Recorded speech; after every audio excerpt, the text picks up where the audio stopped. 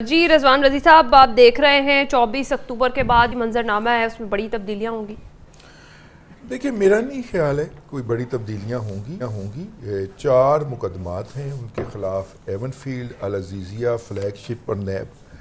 العزیزیہ میں فلیگ شپ میں وہ ٹوٹلی بری ہو چکے ہوئے ہیں، اس کے خلاف جو اس کے اندر عدالت کے فیصلے کے خلاف اپیل کا وقت تھا وہ گزر چکا ہوا ہے، تو اب وہ نہیں ہو سکتا۔ ایون فیلڈ کے اندر مریم بی بی بری ہو چکی ہیں، پرسوں ان کے فیصلہ جو ہے ڈیٹیلڈ ججمنٹ سال کے بعد اسلام آباد ہائی کورٹ نے جاری کر دی ہے، جس کے اندر اگر اس ڈیٹیل ججمنٹ کو پڑھیں تو آپ کو لگتا ہے کہ نواز شریف کا کیس بھی ساتھ میں نپٹا دیا گیا ہے۔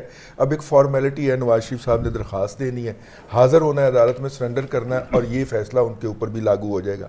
العزیزیہ ہے جس میں ان کی 8 سال کی ڈسکوالیفیکیشن ہے، اور اس کی بنیاد بنا کے پھر 63A کا 1F کا ریفرنس جو ہے وہ والا، اور اس کے نتیجے میں ان کی جو تا حیات نااہلی تھی، جس کو اب قانون سازی کے ذریعے 5 سال کر دیا گیا ہے ایک ٹرم کے لیے، اور جس کے اوپر اختلاف ہے۔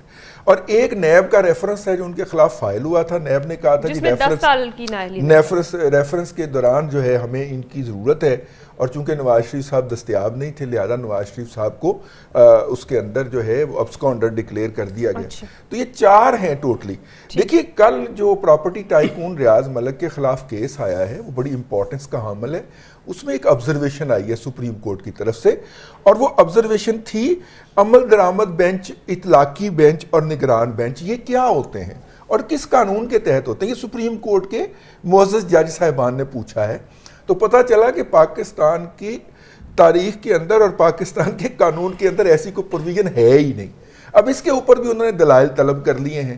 تو یہ جو ماشاءاللہ نگران جج بنتے رہے ہیں، ان کے فیصلوں کے اوپر بھی وہ جس طرح سپریم کورٹ کے نگران جج بن کے اور وہ نچلی عدالتوں کو ڈکٹیٹ کرتے رہے ہیں، اس کے اوپر بھی تو سوال اٹھ رہا ہے نا کہ وہ کیسے ہوتے رہے ہیں۔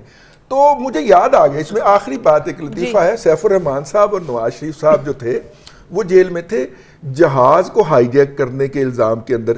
جہاز کے اندر موجود کون تھے؟ جنرل ریٹائر پرویز مشرف صاحب، اور زمین پہ تھے نواز شریف صاحب، لیکن نواز شریف صاحب کو 32 سال قید ہو گئی اس کے اندر کہ انہوں نے جہاز اغوا کرنے کی کوشش کی ہے۔ تو وہ جو تھے سیف الرحمان صاحب قانون پڑھتے رہتے تھے اور کہتے تھے کہ اس میں تو ہمیں پھانسی بھی ہو سکتی ہے۔ تو نواز شریف صاحب نے ایک تاریخی فقرہ فرمایا تھا، میں اس کو دہرانے کی جسارت کر رہا ہوں۔ انہوں نے کہا تھا، دیکھ سیف، نہ تو ہمیں کسی قانون کے تحت بند کیا گیا ہے اور نہ ہماری رہائی کسی قانون کے تحت ہونی ہے، اس لیے تو چپ کر کے سو جا۔ تو اس لیے نہ ہمارے سیاستدانوں کو کسی قانون کے تحت کنوکٹ کیا جاتا ہے اور نہ ہی ان کی رہائی کسی قانون کے تحت تو کوئی نہ ہوا۔ پھر تو آپ مان لیں نا کہ پاکستان میں کوئی رول آف لا ہے، کوئی قانون کی یہی بات ہے، وہ سارا کچھ بریک کے بعد جب واپس آئیں گے، قانون کہاں ہے؟ بات